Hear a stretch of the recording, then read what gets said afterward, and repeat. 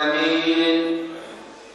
والعاقبة للمتقين والموحدين والنار للعاصين الملعدين والصلاة والسلام والتحية والإكرام على نبي الرحمة وشفيع الأمة صاحب الوقار والسكينة المدفون بأرض المدينة العبد المؤيد والرسول الممدد المصطفى الأمجد المحمود الأحمد أبي القاسم محمد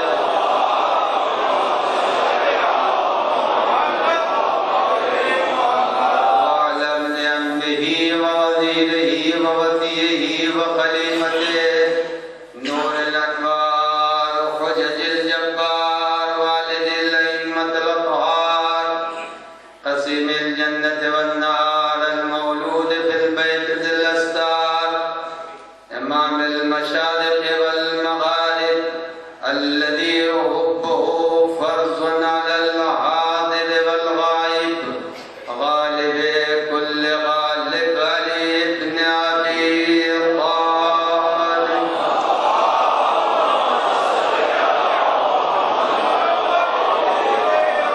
وعلى آله الطيبين الطاهرين المعصومين المنتجبين المخاطبين لا سيما على بقية الله الأعظم حجة بن الحسن المهدي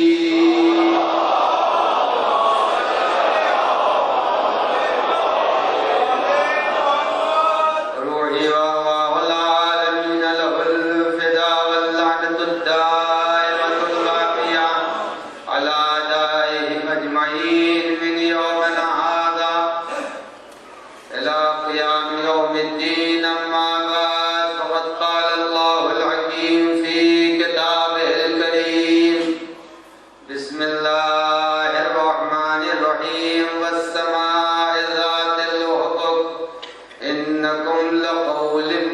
إنكم لفي قول مختلف. صلوات محمد.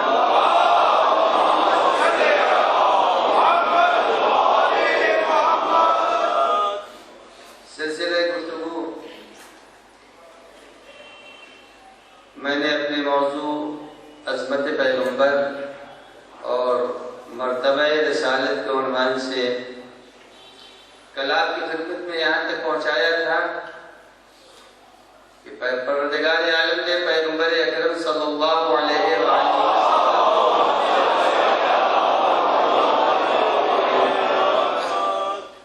بعنوان بشر ہمارے درمیان نہیں بھیجا تھا، اس لیے کہ بشر اسے کہتے ہیں جو جمادات کے انتہائی اعلیٰ منزل تک پہنچ جائے. اور اس سلسلے میں نے آپ کی خدمت میں کل عرض کیا تھا کہ جمادات اس سے بہتر نباتات، اس سے بہتر حیوانات، اس سے بہتر انسان. یہ میں نے آپ کے سامنے کل فلسفے کے اعتبار سے جو منطق و فلسفوں میں پڑھایا جاتا ہے اس رخ سے میں نے پیش کیا تھا. قرآن مجید نے اسے ایک آیت میں پیش کر دیا ہے.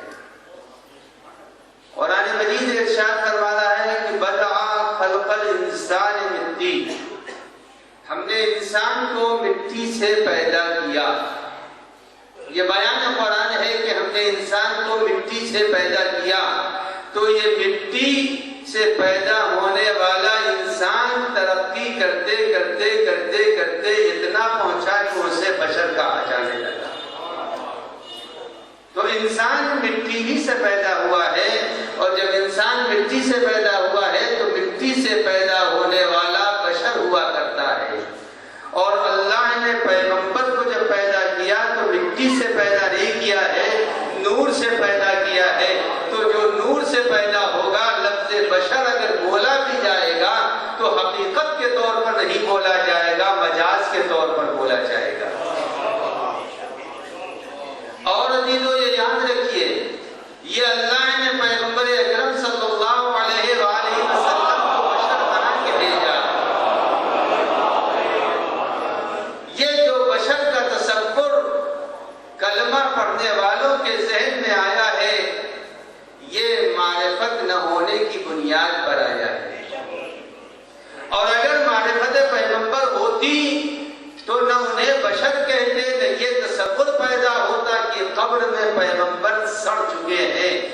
ہڈی مٹی میں مل چکی ہے، تصور نہیں ہے، یہ تصور مخالف قرآن ہے۔ جو یہ کہہ رہا ہو کہ پیغمبر قبر میں ختم ہو چکے ہیں، وہ مخالف قرآن بول رہا ہے۔ اگر کسی مسلمان کا یہ عقیدہ ہے کہ پیغمبر مٹ گئے، مٹی میں مل گئے، خاک میں ختم ہو گئے، تو یہ قرآن کے نظریے کے خلاف ہے۔ اس لیے کہ قرآن جب ذکر کر رہا ہے سورہ مبارکہ یونس میں، تو فرما رہا ہے کہ جس وقت دریائے نیل سے فرعون نکلنا چاہ رہا تھا اور دریائے نیل کی موجوں نے آ کے فرعون کو گھیر لیا، اور جب اس نے موت کو اپنے سامنے دیکھا تو اس نے کہا میں اسی طرح ایمان لانا چاہتا ہوں جیسے موسیٰ اور موسیٰ کے ماننے والے بنی اسرائیل خدا پر ایمان لاتے ہیں۔ جیسے ہی یہ اس نے کہا تو پروردگار عالم نے کہا اب کہہ رہے ہو، اب کہہ رہے ہو، قرآن کہہ رہا الآن، اب کہہ رہے ہو کہ میں ایمان لایا، اس سے پہلے تم نے فساد کیا تھا۔ اب اس کے بعد قرآن مجید جناب موسیٰ کے اس دشمن اور خدا کے اس دشمن کا ذکر سورہ مبارکہ یونس میں کر رہا ہے، تو ارشاد باری ہو رہا ہے، انہوں نے چیخا بے بدل کہا اے فرعون تو آج مر ضرور رہا ہے، لیکن میں تیرے بدن کو بچا لوں گا اور تیرے بدن کو قیامت تک محفوظ رکھوں گا۔ اب میں آپ کی خدمت میں عرض کرنا چاہتا ہوں، ایک آدمی کا بدن اگر پانی میں ڈوب جائے کتنے دنوں تک باقی رہے گا؟ انہوں نے چیخا کہ بدن نے کہا میں تیرے بدن کو بچا لوں گا۔ قرآن کہہ رہا ہے کہ فرعون کے بدن کو پروردگار عالم نے وعدہ کیا میں تجھے مٹنے نہیں دوں گا، تجھے سڑنے نہیں دوں گا، تجھے ختم ہونے نہیں دوں گا۔ دریائے نیل میں جب ڈوبا تو مچھلیوں نے نہیں کھایا، دریائے نیل میں جب ڈوبا تو جسم سڑنے سے محفوظ رہا۔ نوجوان میرے بچے بیٹھے ہوئے ہیں، یہ جا کے تلاش کرے نیٹ کے اوپر، فرعون کی ابھی فوٹو بھی مل جائے گی، حالات بھی مل جائیں گے۔ کچھ دنوں پہلے فرعون کی باڈی سے NDA کا ٹیسٹ ہوا اور اس ٹیسٹ سے یہ پتا لگا یہ وہی ہے انسان جو پانی میں ڈوب کے مرا ہے۔ DNA سے انسان کا پتہ لگایا، DNA سے کہ آیا یہ وہی ہے یا نہیں۔ آپ جا کے دیکھیں تو جس فرعون کو پروردگار عالم نے دریا کی گہرائیوں میں لاش کو محفوظ رکھا، برسوں کے بعد سطح آگ پر لایا اور آج بھی وہ میوزیم میں لاش محفوظ ہے۔ اگر دشمن خدا کی لاش بچ سکتی ہے تو ولی خدا پیغمبر کا جنازہ کیسے نہیں بچے گا؟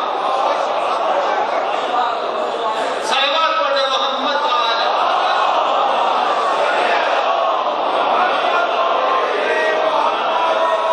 یہ بیان قرآن ہے، ننجیک ببدنک، ہم تیرے بدن کو بچا لیں گے اور بچا کے تیرے بدن کو میں آنے والوں کے لیے عبرت اور نشانی بناؤں گا۔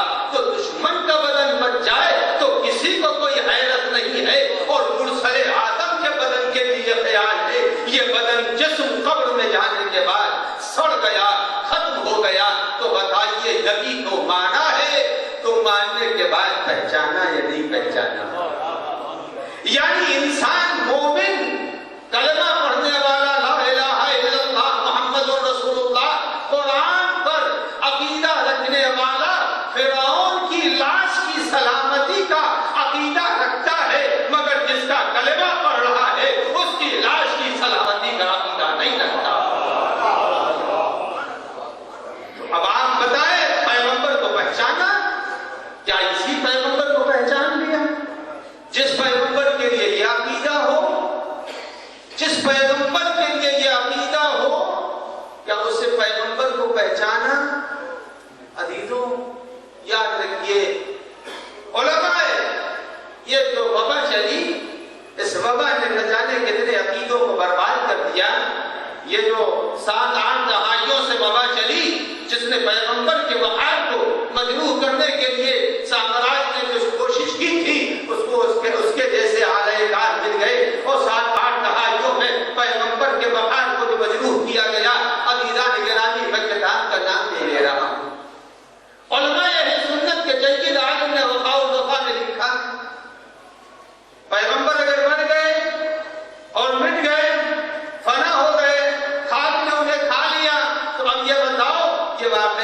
کیسے علماء نے لکھا، واقعہ علماء نے کیسے لکھا؟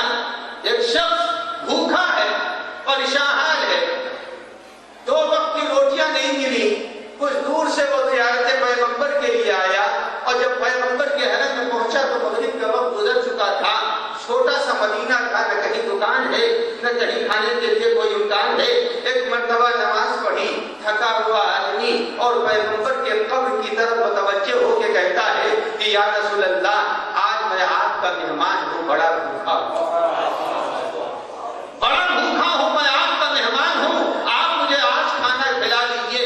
یہ کہاں اتنا تھکا ہوا عرب کی گرم دھوپ سے نکل کے آ رہا تھا، مسجد میں پہنچا، نماز مغرب پڑھی، پڑھ کے سو گیا۔ اب پیغمبر سے اس نے کہا مجھے مہمان کے لیے میں بھوکا ہوں۔ پیغمبر اکرم کو اس نے خواب میں دیکھا، حضور تشریف لائے ہیں، اور لانے کے بعد پیغمبر کے ہاتھوں میں 2 روٹیاں ہیں، ایک روٹی پیغمبر کو اس نے دی، بھوکا تھا، جلدی جلدی جلدی یوں بھی عرب بدو ہوتے ہیں، بڑے بڑے لقمے کھانا شروع کر دیا، ایک روٹی کھا گیا، دوسری روٹی کے چند لقمے اس نے کھائے تھے، آنکھ اس کی کھل گئی۔ اب جو اس نے آنکھ کھلی تو دیکھا کہ ایک روٹی کا جتنا لقمہ کھا چکا ہے، جتنا باقی ہے وہ اس کے ہاتھ میں موجود ہے، اس کے ہاتھ میں موجود ہے۔ اب یہ بتاؤ، یہ وہ پیغمبر ہے جو مٹ گیا ہے، مٹے ہوئے پیغمبر نے دیا تھا یا قبر کے زندہ نبی نے عطا کیا تھا؟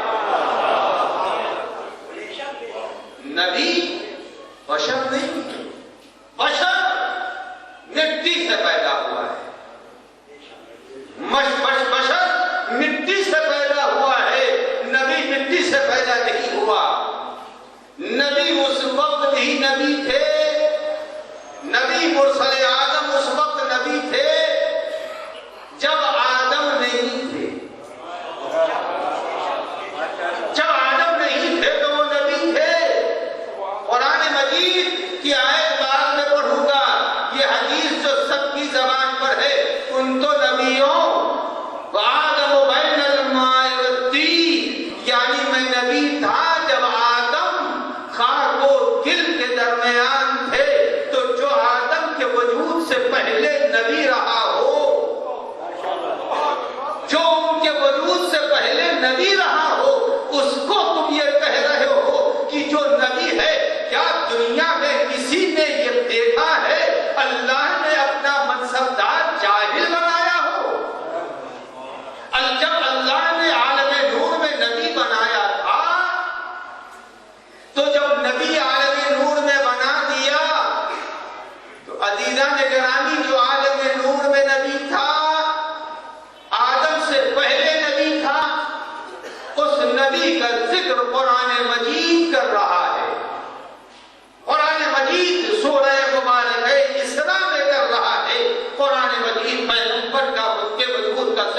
کہ پیغمبر کب سے ہے اس کا کسی کو علم نہیں ہے. پیغمبر کا وجود اس لیے کہ ہم نے جو سال بنائے ہیں اپنے سورج کے اعتبار سے بنائے ہیں. اپنے سورج کے اعتبار سے ہم نے سال بنائے ہیں، لیکن جب یہ سورج تھا نہیں تو خدا نے سال کیسے طے کیا یہ تو خدا بہتر جانتا ہے. اسی کو امیر المومنین نے نہج البلاغہ میں بیان کیا ہے.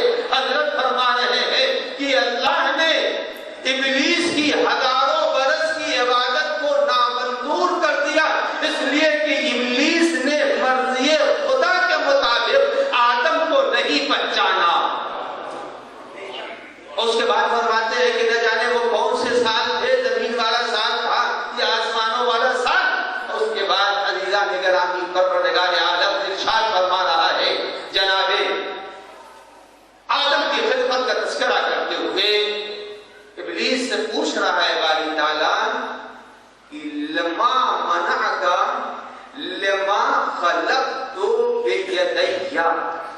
اے ابلیس یہ بتا تو نے آدم کا سجدہ کیوں نہیں کیا؟ ما منعک، آدم کا سجدہ تو نے کیوں نہیں کیا؟ اچھا کیوں نہیں تو نے کیا؟ لما خلقت بیدیا، اس کا سجدہ تو نے نہیں کیا. کیا معنی ہو گیا؟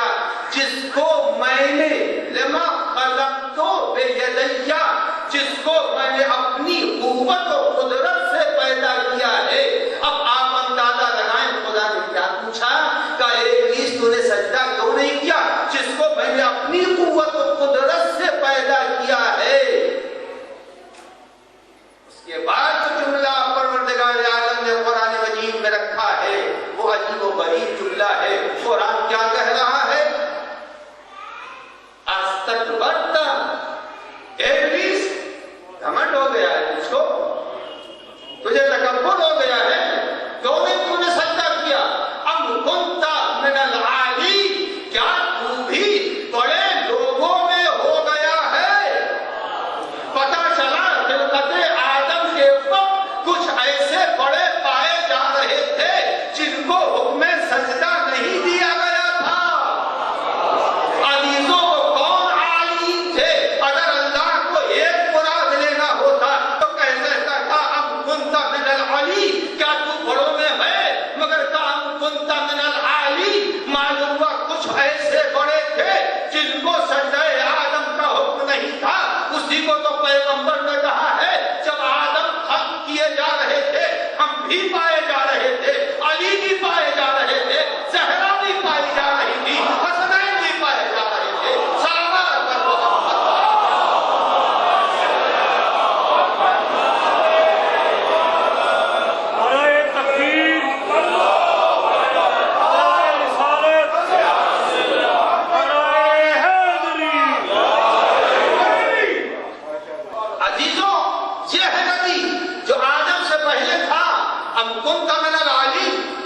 بڑوں میں سے ہو گئے، سب کو سجدے کا حکم دیا. آپ سورہ مبارک حجر میں جا کے دیکھیں پروردگار عالم نے کہا سارے ملائکہ کو حکم دیا، کہا نہیں مگر کچھ وہ ہیں جن کو حکم نہیں دیا گیا، سجدے کا حکم نہیں دیا گیا. وہ کون ذات تھی؟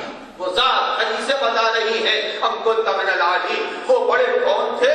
وہ نور محمد مصطفیٰ تھا، نور محمد و آل محمد علیہ السلام تھا، جن کو اللہ نے حکم سجدہ نہیں کیا. سب سجدہ آدم کو کریں گے، سب سجدہ آدم کو کریں گے مگر عالی نہیں کریں گے. تو یہ عالی کا تصور پہلے ماننا پڑے گا قرآن کی روح سے. اگر ان کو نہیں مانا تو اس کے معنی یہ ہے کہ قرآن کے اس آیت کو ہم نے نہ سمجھا ہے نہ سمجھنے کی کوشش کر رہے ہیں. قرآن کہہ رہا کنت من العالی، تم بڑوں میں سے ہو تو کچھ بڑے ماننے پڑیں گے. اور عربی میں جمع کی لفظ استعمال کی گئی ہے، اگر مفرد کی گئی ہوتی تو پتہ چلا ایک نبی تھا. نہیں، نبی ایک نہیں تھا، نبی کا نور تھا، اس نور میں آل محمد کے انوار سمیٹے ہوئے تھے.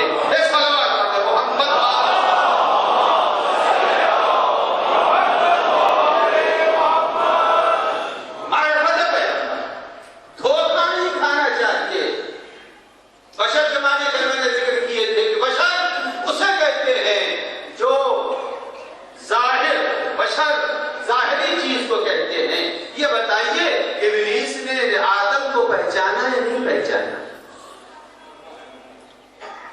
اس نے تو کہا کہ نہیں، میں سجدہ نہیں کروں گا، تو نے اس کو مٹی سے پیدا کیا اور مجھ کو آگ سے پیدا کیا، اور آگ مٹی سے افضل ہوا کرتی ہے۔ عزیزو، ابلیس کا قیاس آج چل رہا ہے، قیاس ابلیس چل رہا ہے۔ ابلیس نے کیا کہا؟ تو نے اس کو مٹی سے پیدا کیا، مجھے آگ سے پیدا کیا۔ عزیزو، یہ بتائیے آگ پیدا کائے سے ہوتی ہے؟ قرآن کریم کی آیت ہے الذی جعل لکم من الشجر الاخضر نارا۔ قرآن مجید کہہ رہا ہے کہ آگ لکڑیوں سے پیدا ہوتی ہے۔ یہ ہماری مجبوری ہے کہ ہم سوکھی لکڑیوں سے آگ پیدا کر لیتے ہیں۔ الذی جعل لکم من الشجر الاخضر نارا، اللہ وہ ہے جو ہری شاخوں سے آگ کو پیدا کر دیتا ہے۔ یہ ہماری مجبوری ہے، ہم سوکھی لکڑیوں سے آگ کو جلاتے ہیں اور آگ روشن کرتے ہیں۔ خدا کے لیے مجبوری نہیں ہے، اللہ ہری شاخوں سے بھی آگ پیدا کر دے گا۔ اور یہی نہیں، آگ کے ذہن عالی میں ہوگا وہ آئے کریمہ جو جناب ابراہیم کے لیے ہے کیا نارو کونی بردوں و سلام علی ابراہیم، اے آگ تو گلزار ہو جا، یعنی دنیا کے پھول حرارت سے مرجھا جایا کرتے ہیں، لیکن وہی آتش نمرود تھی جس کے ارد گرد رب العزت نے بہترین بڑے بڑے تر و تازہ پھول اگا دیے۔ خدا وہ ہے جو انگاروں میں پھول اگاتا ہے، خدا وہ ہے جو تر لکڑیوں سے آگ روشن کرتا ہے۔ ایک سلامت پڑھنے محمد والے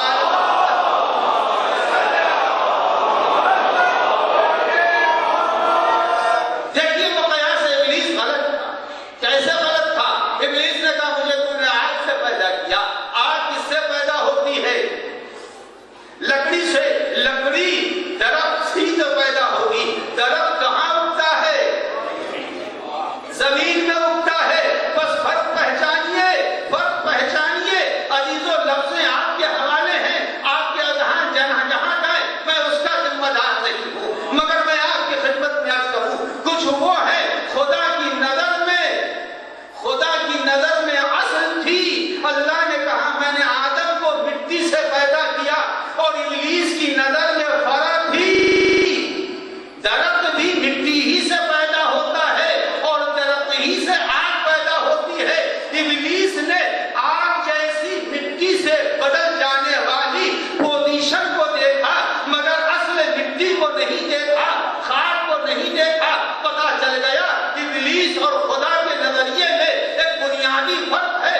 جن کی نگاہیں اصل پر ہوتی ہیں وہ خدا کے بودی و فرما بردار ہوتے ہیں، اور جن کی نگاہیں فرا پر ہوتی ہیں وہ نافرمان ہوتے ہیں۔ بس اپنا اپنا نصیب ہے۔ عزیزو، یاد رکھنا، جنہوں نے نبوت کی گود کو دیکھا وہ نبی پر ایمان لائے، اور جنہوں نے نبی کے حلقے کو دیکھا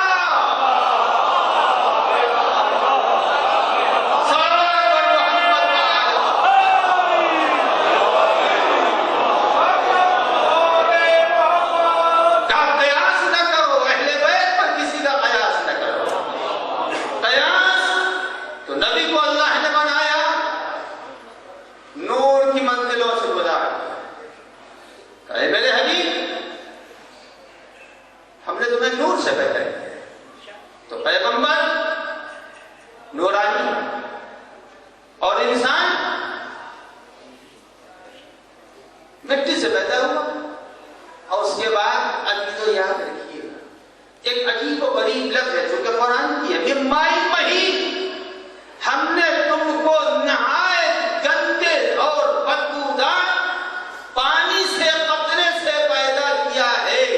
یہ ہے وہ انسان جو ایک بدبودار قطرے سے پیدا ہوا ہے۔ پروردگار عالم نے روز اول اسی مسئلے کو ختم کرنے کے لیے فرمایا تھا کہ میں نے پیغمبر کو اپنے نور سے پیدا کیا، اور نبی نے کہا اول ما خلق اللہ۔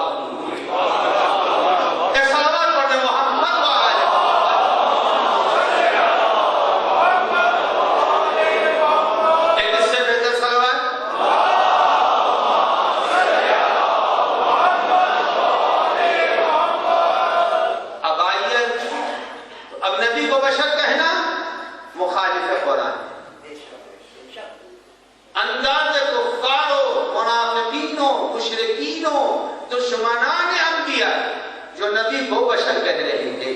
یہ وہ انداز ہے جو انداز قرآن کے اندر کسی نبی کے لیے نہیں, کسی نبی کے لیے نہیں. اب آئیے, اگر نبی بشر ہوتے, پیغمبر کے بڑے القاب قرآن مجید میں ذکر کر دیے گئے ہیں, ایک بھی کوئی دکھا دے کہ اللہ نے نبی کو یا ایھا الرسول کہا, یا ایھا النبی کہا, یا ایھا المزمل کہا, یا ایھا المدثر کہا. کوئی دکھا دے کہ قرآن میں کبھی اللہ نے نبی سے کہا ہو یا ایھا البشر, یا ایھا البشر کہا ہو. جب اللہ نے نبی کو بشر نہ کہا تو آپ چپکتی چپکتی کا شوربہ, آپ کون ہوتے ہیں نبی کو بشر کہنے والے؟ جس نے نبی کو پیدا کیا وہ نہیں کہہ رہا ہے, تو آپ دور سے تماشا دیکھنے والے نبی کو بشر کہہ رہے ہیں.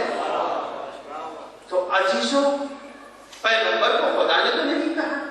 جب خدا نے نہیں کہا تو ہم کیسے کہہ سکتے ہیں؟ ہم کو کیا حق ہے کہ ہم پیغمبر کو کہیں کہ یہ نبی بشر ہے؟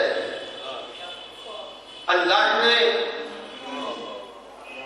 آدم کی پیدائش کے وقت دو جملے استعمال کیے.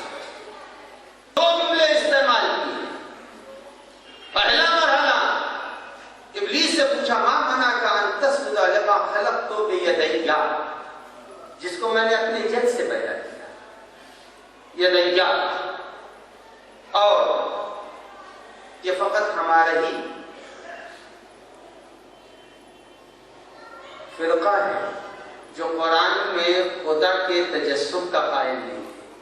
ہمارا عقیدہ یہ ہے, ہم اہل بیت کے ماننے والوں کا عقیدہ ہے کہ خدا جسم نہیں رکھتا. جسم رکھتا ہی نہیں, جسم ہی نہیں. آج ٹی وی پر صبح کی تفسیر آ رہی تھی, تو ایک بہت بڑے عالم تھے جو اس وقت اب نہیں رہ گئے, ان کا ویڈیو لگا ہوا تھا. انہوں نے کہا کہ اللہ آئے گا اور اسی قیامت کے دن اسی زمین پر آئے گا. جس کسی نے دیکھا ہوگا ان کے اذہان پہنچ گئے, خدا آئے گا اسی زمین کے اوپر. اب یہ بتائیے, جس کا خدا زمین پر آ رہا ہوگا تو اگر زمین فلسطین پر آئے گا تو مکہ خالی ہوگا, اگر مکے میں آئے گا تو ہندوستان خالی ہوگا, اگر ہندوستان میں آئے گا تو پاکستان خالی ہوگا. تو جس کا خدا کسی جگہ میں معین ہوگا, وہ اپنے خدا کو جو نہ پہچان رہا ہو وہ نبی کو کیا پہچانے گا؟ وہ کیا نبی کو پہچانے گا جو خدا کو نہیں پہچانتا؟ ابھی تو یاد رکھنا کہ ید کے معنی کبھی ہاتھ کے نہیں ہوتے. اسی لیے اس نے کہا ید کے معنی ہوتے ہیں قدرت. ماں منع کا کیا معنی ہوا؟ جس کو میں نے اپنے قدرت سے پیدا کیا ہے. قدرت سے جس کو میں نے پیدا کیا ہے اس کو تو نے سجدہ کیوں نہیں کیا؟ تو اب یاد رکھیے گا, میں نبی اکرم کا ذکر کر رہا ہوں. نبی کا ذکر چھوڑیے, پہلے آدم کی منزلت کو پہچانیے. نبی کو چھوڑیے, پہلے آدم کو. قرآن نے کہا میں نے اس کو اپنے دست قدرت سے پیدا کیا ہے. تو کس کی طرف نسبت تھی؟ اپنی طرف. بیدیا عربی کی لفظ ہے, کیا میں نے اس کو اپنے دست قدرت سے پیدا کیا. تو جب آدم کے پتلے کو اللہ نے بنایا, خاک برزخ سے بنایا, خاک برزخ سے بنایا آدم کے پتلے کو, تو اس وقت فرمایا کہ میں نے اسے اپنے دست قدرت سے پیدا کیا ہے, تو نے سجدہ کیوں نہیں کیا؟ اور جب روح ڈالی تو ارشاد فرمایا اذا نفخت فیہ من روحی, یعنی آدم کا پتلا جب تیار ہو رہا تھا تو ید قدرت بھی اس میں لگا تھا اور روح قدرت بھی اس میں شامل تھی. اب عزیزو یاد رکھیے کہ انبیاء میں قدرت الہی ہے. حقیقت انبیاء سمجھ میں آئے گی. پیغمبر بیٹھے ہوئے اور نبی اکرم سے آ کے یہودیوں نے سوال کیا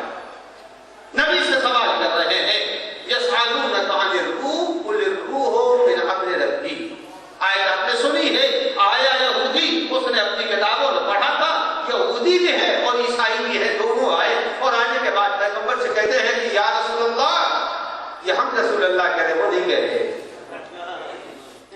انہوں نے آ کے پوچھا کہ یہ بتائیے روح کیا ہے، روح ہے کیا؟ پیغمبر خاموش۔ جبرائیل آ گئے اور جبرائیل نے کہا ہے پیغمبر یسألونک عن الروح، یہ لوگ آپ سے روح کا سوال کر رہے ہیں، قل الروح من امر ربی، روح امر الہی ہے، روح امر الہی ہے۔ اب یہی سے مسئلہ حل ہو گیا، مسئلہ حل ہو گیا۔ قرآن مجید کہتا ہے الا لہ الخلق والامر، اللہ وہ ہے جو عالم خلق کا پیدا کرنے والا ہے اور عالم امر کا پیدا کرنے والا ہے۔ عزیزان گرامی ذرا توجہ چاہیے، آپ حضرات کی بزرگ سنتے رہتے ہیں، میں جوانوں کو چاہتا ہوں عظمت پیغمبر پہچان، صلوات پڑھیں محمد والے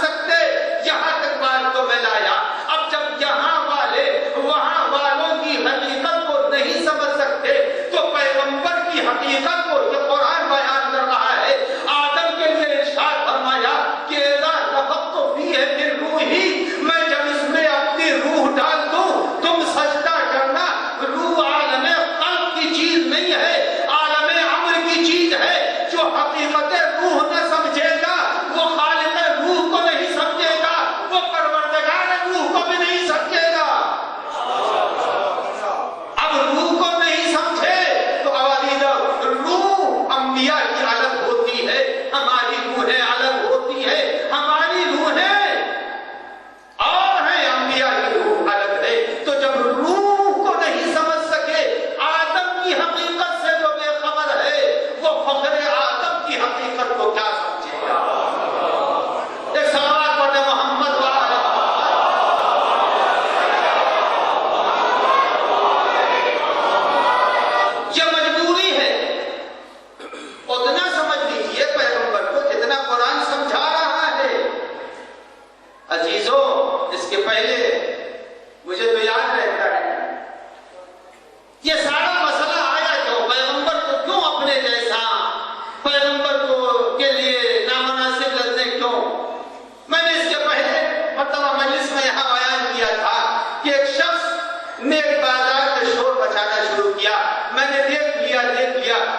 کیا دیکھا؟ کہا میں نے اللہ کو دیکھ لیا۔ اب ہر آدمی کو شوق دیدار خدا سوار ہوا، اس نے کہا دکھاؤ مجھے بھی، اس نے کہا وہ دیکھو وہ دیکھو وہ دیکھو، کسی کو نہیں دکھائی دیا۔ تو اس نے کہا اچھا میں سمجھ گیا یہ شخص تھا تو اس کی ناک کا یہ پوائنٹ کٹا ہوا تھا، جدھر سے جاتا تھا لوگ کہتے تھے یہ نہ کٹا ہے نہ کٹا ہے یہ کٹا ہے۔ اس نے وہ عاجز آ گیا، اس نے بازار میں یہ شور مچایا کہ میں نے خدا کو دیکھ لیا۔ اب جب لوگوں کو دکھائی نہیں دیا اس نے کہا بھائی مجبوری یہ تمہاری ہے، یہ تمہارے ناک کا پوائنٹ روک رہا ہے، جب تک یہ کٹے گا نہیں اس وقت تک تم دیکھ نہیں سکتے۔ ایک نے شوق دیدار میں کٹوایا، دو نے کٹوایا، تین نے کٹوایا، چار نے کٹوایا، جب 10-12 کی ناک کٹ گئی تو اب اس نے کہا شور نہ کرنا، اب تو ہم اکیلے نہیں رہ گئے۔ عزیز و تاریخ میں کچھ ایسے بشر پائے جا رہے ہیں جن کی عظمتوں کا کوئی تاریخ میں عطا پتہ نہیں ہے۔ اگر ان کی عظمتوں کو مانیں گے تو پیغمبر کو پہلے گھٹائیں گے تب کہیں ان کو بڑھائیں گے۔ صلوات علی محمد و آل محمد۔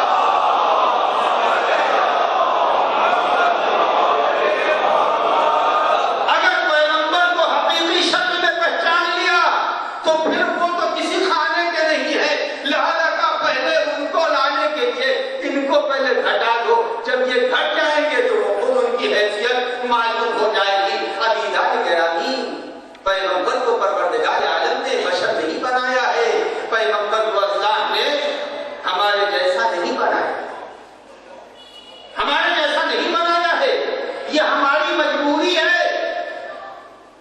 گورنمنٹ گھروں تک ننگا وائر دے سکتی تھی مگر اس نے ننگا وائر نہیں دیا، اس کے اوپر پلاسٹک کا کور چڑھا کے دیا، اس لیے کہ اگر تم تک جائے گی تو تم جل جاؤ گے۔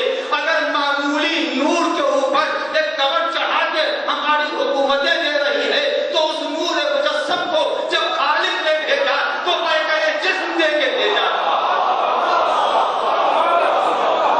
صلوات علی محمد و آل محمد۔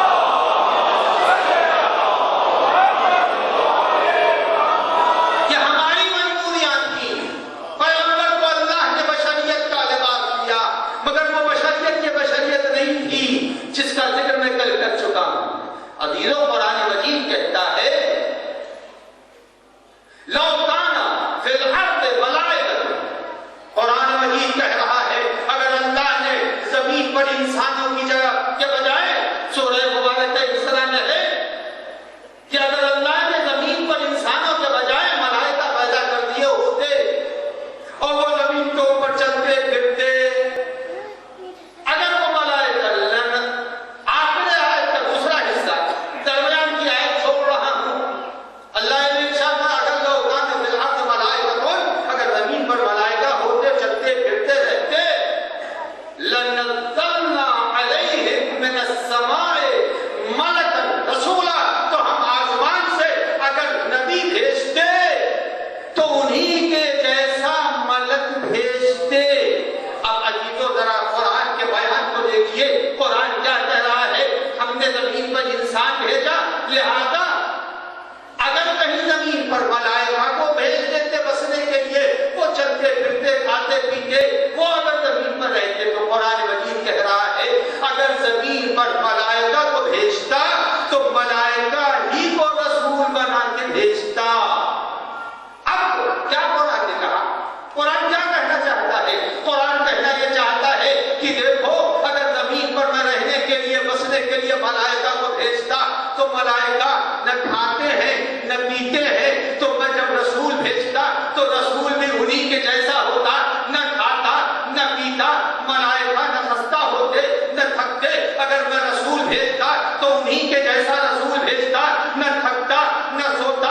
اگر ملائکہ کو زمین پر بساتا، ملائکہ شادی نہیں کرتے، جو ان کا رسول ہوتا وہ بھی نہ شادی کرتا، ملائکہ کو کھانے کی ضرورت نہیں ہے، اگر ان کا رسول ہوتا تو وہ بھی نہ کھاتا۔ پتہ چلا اللہ نے ملک کو زمین پر نہیں بھیجا، اگر بھیجتا تو رسول بھی ویسا ہی بھیجتا۔ اللہ نے زمین پر ہم کو بھیجا تھا، لہذا ہماری مماثلت کے خاطر اس نے ایک ایسا نبی بھیجا جس نبی کو کھانے کی ضرورت تو ہے مگر ہم محتاج ہیں، وہ جنت سے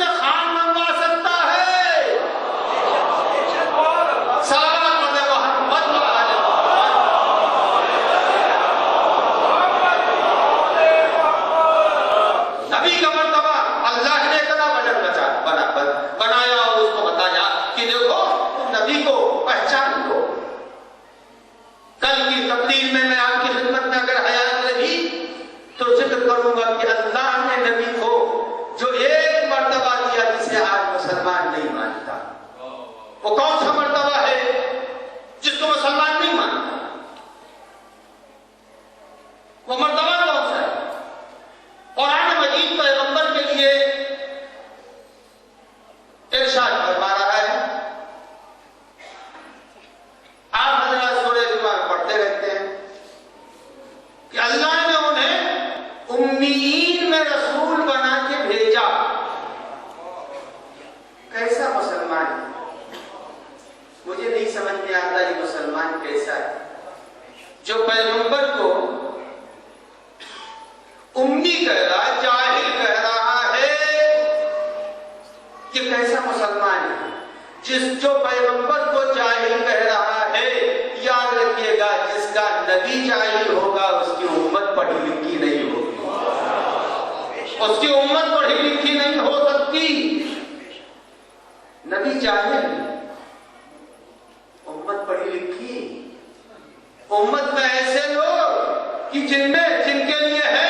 کل میں سن رہا تھا، تاریخیں دیکھ رہا ہوں، آپ بھی سنتے ہیں کہ اگر اللہ کسی کو نبی بناتا تو بنا دیتا. عزیزان گرامی، نبی جاہل نہیں بنتا، بڑا مدبر بنتا ہے، بڑا تدبیر والا بنتا ہے. یہ کیسا نبی ہے جس کو اللہ نے جاہل بنا کے بھیج دیا؟ عزیزان گرامی، معرفت رسول آ جائے، اگر آ جائے حقیقت معرفت، تو پھر انسان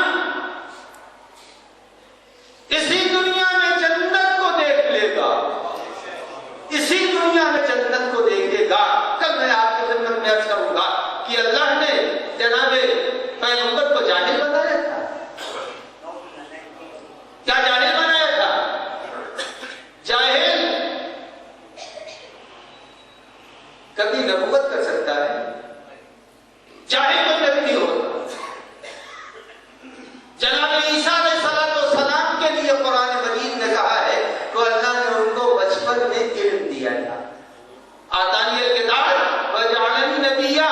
جو فخر عیسیٰ ہو وہ جاہل ہو، اور جو شریعت منسوخ کا خالق ہے وہ عالم پیدا ہو رہا ہے. یہ ہے ہمارے آج کے کلمہ پڑھنے والے عزیزان گرامی. نبی کو ویسا مانو جیسا خدا منوانا چاہتا ہے، اور جیسا خدا چاہتا ہے. اگر نبی کو کسی نے ویسا مانا تو پھر اس کے فائدے کیا ہوں گے، یہ آنے والے بیان میں آپ کی خدمت میں عرض کروں گا. اللہ نے صاف و صریح لفظوں میں پیغمبر کا تعارف چند آیتوں میں. اس آیت میں بھی کہا ہے کہ دیکھو، قسم ہے آسمان کے راستوں کہ ہمارا حبیب وہ ہے جس کے لیے نہ کوئی اختلاف ہونا چاہیے اور نہ جس کی معرفت میں کوئی کمی ہونی چاہیے. اگر تم نبی کو نہیں پہچانتے تو آؤ درے اہل بیت پر. درے اہل بیت سے نبی کی معرفت حاصل ہو جائے گی. میں یہ کہتا ہوں کچھ نہیں، فقط نہیں بلاغا کہ ان خطبوں کو آدمی پڑھ لے جو فضائل پیغمبر میں امیر المومنین نے کہا ہے. صرف ان خطبوں کو پڑھ لے، اس کے اندر پیغمبر کا جو تعارف کرایا ہے اس سے پتا چلتا ہے کہ اللہ نے پیغمبر کو کس مرتبے تک پہنچایا تھا اور پیغمبر کا کیا مرتبہ ہے. اللہ نے پیغمبر کو جو منصب دیا، جو مرتبہ دیا، تو مرتبہ منصب نہ آدم کو ملا، نہ نوح کو ملا، نہ ابراہیم کو، نہ موسیٰ کو، نہ عیسیٰ کو، کسی نبی کو نہیں ملا. وہ مرتبہ جو پیغمبر کو اللہ نے دیا ہے، اور اتنا بڑا مرتبہ اللہ نے پیغمبر کو دیا کہ قیامت تک نام پیغمبر نام خدا سے جوڑا رہے گا. نام خدا سے جوڑا رہے گا قیامت تک.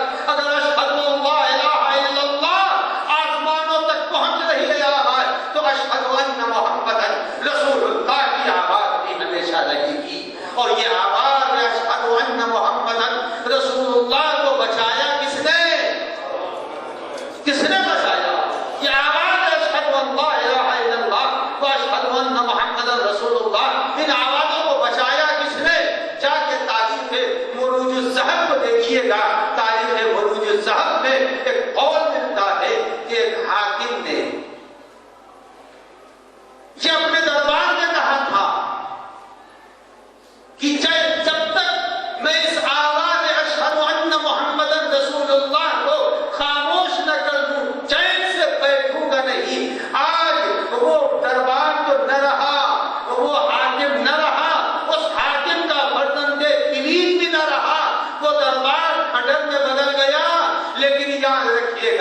اشہد ان محمد رسول اللہ باقی ہے، اور اس بقا کو اگر کسی نے یہ بقا اگر کسی نے عطا کی ہے تو وہ ذات ہے سرکار سید الشہداء امام حسین نے اس کلمہ لا الہ الا اللہ کو بچایا، اور ایسا بچایا کہ آج تک باقی، آج تک یہ کلمہ حسین کی وجہ سے باقی ہے۔ امام حسین علیہ السلام اسی کلمے کی حفاظت کے لیے امام نے فرمایا میں نانا کے دین کی حفاظت کے لیے نکلتا ہوں۔ حسین سرزمین کربلا پر پہنچ رہے، سرزمین کربلا پر حسین کی آمد آج دوسری محرم ہے۔ عزیزان گرامی، آج قافلہ اپنی آخری منزل تک پہنچ گیا، جو مدینے سے نکلا تھا وہ آج کربلا پہنچ گیا۔ بس ذرا سا اشارہ کروں گا، آپ کے رونے کی